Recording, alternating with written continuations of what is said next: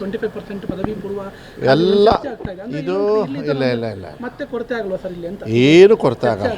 ಅಲ್ಲ, ನಾ ಬಂದಮೇಲೆ 13,000 ಜನರನ್ನ ರಿಕ್ರೂಟ್ಮೆಂಟ್ ಆಯಿತು. ಈಗ ನಾವು ಮಾತಾಡ್ತಿದ್ದಂಗೆ ಟಿ ಇ ಟಿ ಯಾವತ್ತಿದೆ? 6ನೇ ತಾರೀಕೇನೋ ಇದೆ, 6ನೇ ತಾರೀಕೋ 8ನೇ ತಾರೀಕೋ ಇದೆ. ಇದೆಲ್ಲ ಎಂತಕ್ಕೆ ಮಾಡ್ತಾರೆ? ಇದನ್ನು ಕೊರತೆ ಹೆಂಗೆ ಬರುತ್ತೆ?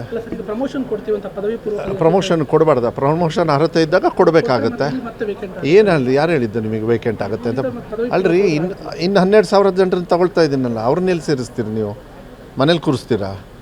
ಮತ್ತು ಇನ್ನು 6,000ನ ಏಡೆಡ್ ಶಾಲೆ ಅವ್ರಿಗೂ ಕೂಡ ಮಾಡ್ತಾಯಿದ್ದೀವಿ. ಎಲ್ಲೂ ಶಾರ್ಟೇಜ್ ಏನು ಬರೋದಿಲ್ಲ. ಶಾರ್ಟೇಜು ಟೋಟಲ್ ಇದೆ. ಅತಿಥಿ ಶಿಕ್ಷಕರಲ್ಲಿ ನಾವು ಮಾಡಿಸ್ತೀವಿ. ಬಟ್ ಶಿಕ್ಷಕರ ನೇಮಕಾತಿಯಿಂದ ಆಮೇಲೆ ಇದು ತುಂಬ ವರ್ಷದ ಎಲ್ಲ ಪ್ರಮೋಷನ್ನು ಇದೆಲ್ಲ ಪೆಂಡಿಂಗ್ ಇರೋದು. Head master promotion, lecturer promotion, ಇದೆಲ್ಲ ತುಂಬ ವರ್ಷದಿಂದ ಇರೋದ್ರಿಂದ ನಾನು 2 ವರ್ಷದಿಂದ ಕೆಲವು ತೊಡಕುಗಳಿದ್ದು ಅದನ್ನೆಲ್ಲದೂ ಕೂಡ ಅಸೋಸಿಯೇಷನ್ಸ್ ಅವ್ರ ಜೊತೆಗೆ ಮಾತಾಡಿ ಅವ್ರಿಗೆ ಅರ್ಹತೆ ಇರ್ತಕ್ಕಂಥ ಪ್ರಮೋಷನ್ಸ್ ಕೊಡಬೇಕಾಗತ್ತೆ. ಅವ್ರಿಗೆ ಅರ್ಹತೆ ಇರ್ತದೆ. ಅದನ್ನು ನಾನು ನಿಲ್ಲಿಸೋದಕ್ಕೆ ನನಗೆ ಅಧಿಕಾರ ಇರೋದಿಲ್ಲ. ಅದನ್ನು ಕೊಡಬೇಕಾಗತ್ತೆ. ರಿಕ್ರೂಟ್ಮೆಂಟ್ ಕೂಡ ಜಾಸ್ತಿ ಮಾಡಬೇಕಾಗತ್ತೆ. ಈಗ ನಾವೇನು ರಿಕ್ರೂಟ್ಮೆಂಟ್ ಮಾಡ್ತಾಯಿದ್ದೀವಿ, ರಾಜ್ಯದ ಜನತೆಗೆ ನಾನು ವಿಶ್ವಾಸವನ್ನು ಕೊಡಬಲ್ಲೆ.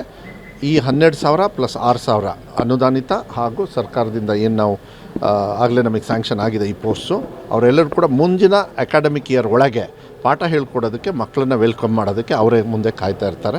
ಅದ್ರ ಬಗ್ಗೆ ನೀವು ವರಿ ಮಾಡೋಕ್ಕೆ ಹೋಗಬೇಡ್ರಿ. ಎರಡೂ ಸೇರಿಸಿದರೆ ಅನುದಾನಿತ ಇದನ್ನೆಲ್ಲ ಸೇರಿಸಿ ಸುಮಾರು 32,000 ಟೀಚರ್ಸ್ನ ರಿಕ್ರೂಟ್ಮೆಂಟ್ ನಾವು ಮಾಡ್ದಂಗೆ ಆಯಿತು. ಹಿಂದಿನ ಸರ್ಕಾರದವ್ರು ಎಷ್ಟು ಮಾಡಿದರು? 3,500 ಮಾಡಿದ್ರು ಅಷ್ಟೇ. 4,500 5,000 ಒಳಗೆ. ಅದಕ್ಕೆ ಯಾವತ್ತೂ ಕೂಡ ನೀವು ಅಂಡರ್ಸ್ಟ್ಯಾಂಡ್ ಮಾಡ್ಕೊಳ್ಬೇಕಾಗತ್ತೆ. ಹೊರೆ ನಮ್ಮ ಮೇಲೆ ಜಾಸ್ತಿ ಇರೋದ್ರಿಂದ ಅದನ್ನು ಸಂಪೂರ್ಣವಾಗಿ ಇತ್ಯರ್ಥ ಮಾಡಿ ಮಕ್ಕಳ ಹಿತದೃಷ್ಟಿಯಿಂದ ಒಳ್ಳೆ ರೀತಿಯಲ್ಲಿ ಟೀಚರ್ಸ್ ಕೊಡ್ತಕ್ಕಂಥ ಅತಿಥಿ ಶಿಕ್ಷಕರನ್ನು ತೊಗೊಂಡ್ವಿ ನಾವು. ಒಳ್ಳೆ ಟೀಚರ್ಸೇ ಅವರು. ಸ್ಟಾರ್ಟಿಂಗಲ್ಲೇ ತೊಗೊಂಡ್ಬಿಟ್ವಿ ನಾವು. ಲಾಸ್ಟ್ವರೆಗೂ ನಾವು ಇದನ್ನು ಮಾಡೋಕ್ಕೆ ಹೋಗಲಿಲ್ಲ ಒಂದೇ ಸತಿಗೆ. ಅದಕ್ಕೆ ಒಳ್ಳೆ ರೀತಿಯಲ್ಲಿ ಆಗ್ತಾಯಿದೆ. ಏನೂ ತೊಂದರೆ ಏನಿಲ್ಲ. ಸರ್ಕಾರನೂ ಒಳ್ಳೆ ರೀತಿ ಕೆಲಸ ಮಾಡುತ್ತೆ. ನನ್ನ ಇಲಾಖೆನೂ ಕೂಡ ಇನ್ನೂ ಒಳ್ಳೆ ರೀತಿಯಲ್ಲಿ ಜವಾಬ್ದಾರಿನ ನಾವು ತೊಗೊಂಡು